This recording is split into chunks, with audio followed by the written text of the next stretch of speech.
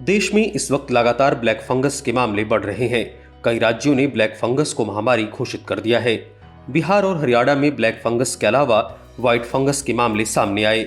Black और white fungus के बाद उत्तर प्रदेश के गाजियाबाद में येलो फंगस का मामला सामने आया है। फंगल इन्फेक्शन कई तरह के होते हैं। अधिकतर फंगल इन्फेक्शन पर्यावरण में मौजूद होते हैं।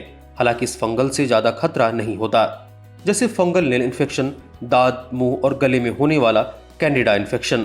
इसी कैटेगरी में ट्रेमेलो मेसेंटेरिका यानी येलो फंगस है। यह जेली फंगस की तरह होता है। इसके अलावा कई फंगल इन्फेक्शन कमजोर प्रतिरोधक क्षमता के कारण होते हैं। इनमें से कुछ बहुत संक्रामक और जानलेवा होते हैं। ब्लैक और व्हाइट फंगस भी कमजोर प्रतिरोधक क्षमता के कारण होती है। अमेरिकी संस्था centre for disease control and prevention के अनुसार मुख्य रूप से 7 तरह के फंगल इन्फेक्शन होते हैं। एस्परजिलोसिस, सीनियोफार्म्स इन्फेक्शन, निमोसिस्टम निमोनिया, टेलारोमाइकोसिस, म्यूकरमाइकोसिस और कैंडिडासिस। ब्लैक फंगस का कोरोना कनेक्शन।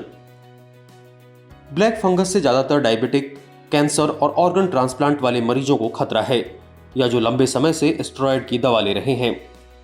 कोरोना मरीजों की इम्यूनिटी सिस्टम कमजोर हो जाती है।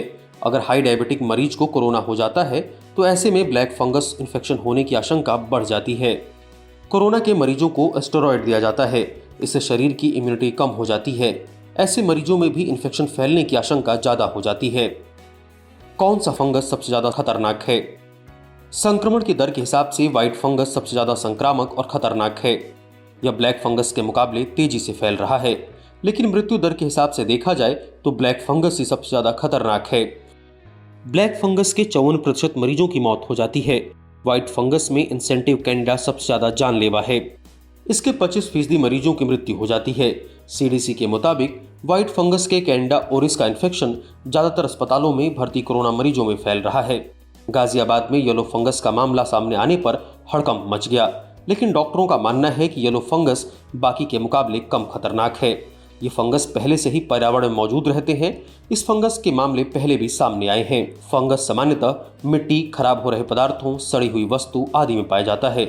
यहाँ तक कि ऑक्सीजन सिलेंडर के अंदर अगर गंदा पानी हो तो वहाँ भी फंगस मौजूद हो सकते हैं और इन्फेक्शन फैलाने का काम कर सकते हैं।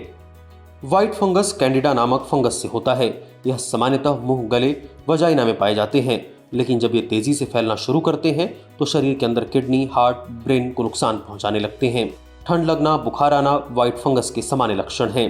ब्लैक फंगस शरीर के अलग अलग हिस्सों को प्रभावित करता है, जैसे चेहरे का सूजना, बुखार आना, सीने में दर्द, सिर दर्द, मुंह के ऊपरी हिस्से या नाक में घाव। जब फंगस ब्लैक पिगमेंट प्रोड्यूस करता है तो उसे ब्लैक फंगस कहते हैं, और जब फंगस पिगमेंट प्रोड्यूस नहीं करता तो उसे कैंडिडा यानी व्हाइट फंगस कहते हैं। कंस्ट्रक्शन वाले इलाकों से दूर रहें, धूल वाले एरिया में जाने से बचें, खेती करते वक्त ग्लव्स और मास्क पहनें, पानी से लीकेज वाली स्थानों पर न जाएं। कोरोना से ठीक हो जाने के बाद भी हेल्थ चेकअप कराते रहें। अगर किसी कोरोना मरीज को फंगस के कोई भी लक्षण दिखें तो तुरंत डॉक्टर से संपर्क करें। फंगस इन्फेक्शन अगर शुरुआती दौर में पता चल जाता है और समय रहते इलाज हो जाए तो ये ठीक हो सकता है। इलाज में देरी की वजह से फंगस वाला हिस्सा सड़ने लगता है।